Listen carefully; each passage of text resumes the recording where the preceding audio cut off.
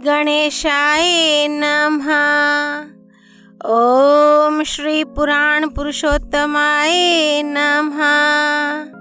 श्री शिव पुराण संहिता 2 रुद्र संहिता भाग 1 सृष्टि खंड अध्याय 7।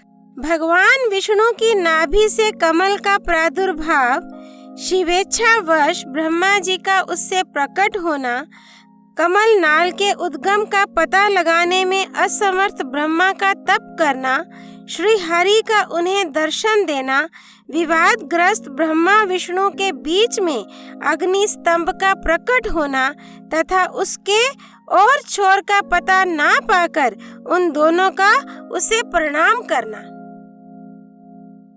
ब्रह्मा जी कहते हैं, देव ऋषि जब नारायण देव जल में शयन करने लगे उस समय उनकी नाभि से भगवान शंकर के इच्छावश सहसा एक उत्तम कमल प्रकट हुआ जो बहुत बड़ा था।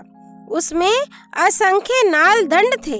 उसकी कांति कनेर के फूल के समान पीले रंग की थी तथा उसकी लंबाई और ऊंचाई भी अनंत योजन थी। वह कमल करोड़ों सूर्यों के समान प्रकाशित हो रहा था। सुंदर होने के साथ ही संपूर्ण तत्वों से युक्त था और अत्यंत अद्भुत, परम रमणीय, दर्शन के योग्य तथा सबसे उत्तम था। तत्पश्चात कल्याणकारी परमेश्वर सांब सदाशिव ने पूर्ववत प्रयत्न करके मुझे अपने दाहिने अंग से उत्पन्न किया। मुने उन महेश्वर ने मुझे तुरंत ही अपनी माया से मोहित करके नारायण देव के नाभि कमल में डाल दिया और लीला पूर्वक मुझे वहां से प्रकट किया। इस प्रकार उस कमल से पुत्र के रूप में मुझ हिरण्यागर्भ का जन्म हुआ। मेरे 4 मुख हुए और शरीर की कांति लाल हुई। मेरे मस्तक त्रिपुंड्र की रेखा से अंकित थे। तात भगवान शिव की माया से मोहित होने के कारण मेरी ज्ञान शक्ति इतनी दुर्बल हो रही थी कि मैंने उस कमल के सिवा दूसरे किसी को अपने शरीर का जनक या पिता नहीं जाना। मैं कौन हूँ, कहाँ से आया हूँ, मेरा कार्य क्या है, मैं किसका पुत्र होकर उत्पन्न हुआ हूँ और किसने इस समय मेरा निर्माण किया है। इस प्रकार संशय में पड़े हुए मेरे मन में यह विचार उत्पन्न हुआ, मैं किस लिए मोह में पड़ा हुआ हूँ। जिसने मुझे उत्पन्न किया है उसका पता लगाना तो बहुत सरल है। इस कमल पुष्प का जो पत्र युक्त नाल है उसका उद्गम स्थान इस जल के भीतर नीचे की ओर है। जिसने मुझे उत्पन्न किया है वह पुरुष भी वही होगा, इसमें संशय नहीं है। ऐसा निश्चय करके मैंने अपने को कमल से नीचे उतारा।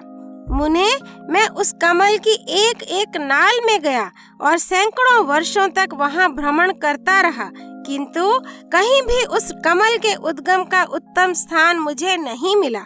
तब पुनः संशय में पड़कर मैं उस कमल पुष्प पर जाने को उत्सुक हुआ और नाल के मार्ग से उस कमल पर चढ़ने लगा। इस तरह बहुत ऊपर जाने पर भी मैं उस कमल के कोश को न पा सका। उस दशा में मैं और भी मोहित हो उठा। मुने उस समय भगवान शिव की इच्छा से परम मंगलमयी उत्तम आकाशवाणी प्रकट हुई जो मेरे मोह का विध्वंस करने वाली थी। उस वाणी ने कहा, तपस्या करो। उस आकाशवाणी को सुनकर मैंने अपने जन्मदाता पिता का दर्शन करने के लिए उस समय पुनः प्रयत्न पूर्वक 12 वर्षों तक घोर तपस्या की। तब मुझ पर अनुग्रह करने के लिए ही 4 भुजाओं और सुंदर नेत्रों से सुशोभित भगवान विष्णु वहां सहसा प्रकट हो गए। उन परम पुरुष ने अपने हाथों में शंख, चक्र, गदा और पद्म धारण कर रखे थे।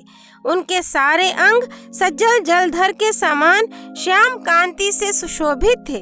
उन परम प्रभु ने सुंदर पीतांबर पहन रखा था। उनके मस्तक आदि अंगों में मुकुट आदि महामूल्यवान आभूषण शोभा पाते थे।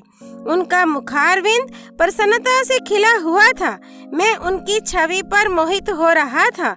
वे मुझे करोड़ों कामदेवों के समान मनोहर दिखाई दिए। उनका वह अत्यंत सुंदर रूप देखकर मुझे बड़ा आश्चर्य हुआ। वे सांवली और सुनहरी आभा से उद्भासित हो रहे थे। उस समय उन सद स्वरूप सर्वात्मा 4 भुजा धारण करने वाले महाबाहु नारायण देव को वहां उस रूप में अपने साथ देखकर मुझे बड़ा हर्ष हुआ। तदनंतर उन नारायण देव के साथ मेरी बातचीत आरंभ हुई। भगवान शिव की लीला से वहां हम दोनों में कुछ विवाद छिड़ गया। इसी समय हम लोगों के बीच में एक महान अग्नि स्तंभ ज्योतिर्मय लिंग प्रकट हुआ। मैंने और श्री विष्णु ने कर्मशः ऊपर और नीचे जाकर उसके आदि अंत का पता लगाने के लिए बड़ा प्रयत्न किया, परंतु हमें कहीं भी उसका और छोर नहीं मिला। मैं थककर ऊपर से नीचे लौट आया और भगवान विष्णु भी उसी तरह नीचे से ऊपर आकर मुझसे मिले। हम दोनों शिव की माया से मोहित थे। श्री हरि ने मेरे साथ आगे पीछे और अगल बगल से परमेश्वर शिव को प्रणाम किया। फिर वे सोचने लगे, ये क्या वस्तु है? इसके स्वरूप का निर्देश नहीं किया जा सकता, क्योंकि ना तो इसका कोई नाम है और ना कर्म ही है। लिंग रहित तत्व ही यहाँ लिंग भाव को प्राप्त हो गया है। ध्यान मार्ग में भी इसके स्वरूप का कुछ पता नहीं चलता। इसके बाद मैं और श्री हरि दोनों ने अपने चित्त को स्वस्थ करके उस अग्नि स्तंभ को प्रणाम करना आरंभ किया। हम दोनों बोले, महाप्रभु, हम आपके स्वरूप को नहीं जानते। आप जो कोई भी क्यों ना हो, आपको हमारा नमस्कार है। महेशान, आप शीघ्र ही हमें अपने यथार्थ रूप का दर्शन कराइए। मुनि श्रेष्ठ इस प्रकार अहंकार से आविष्ट हुए हम दोनों ही वहां नमस्कार करने लगे। ऐसा करते हुए हमारे 100 वर्ष बीत गए। अध्याय 7 संपूर्ण। कल्याणकारी परमेश्वर सांब सदा शिव की जय।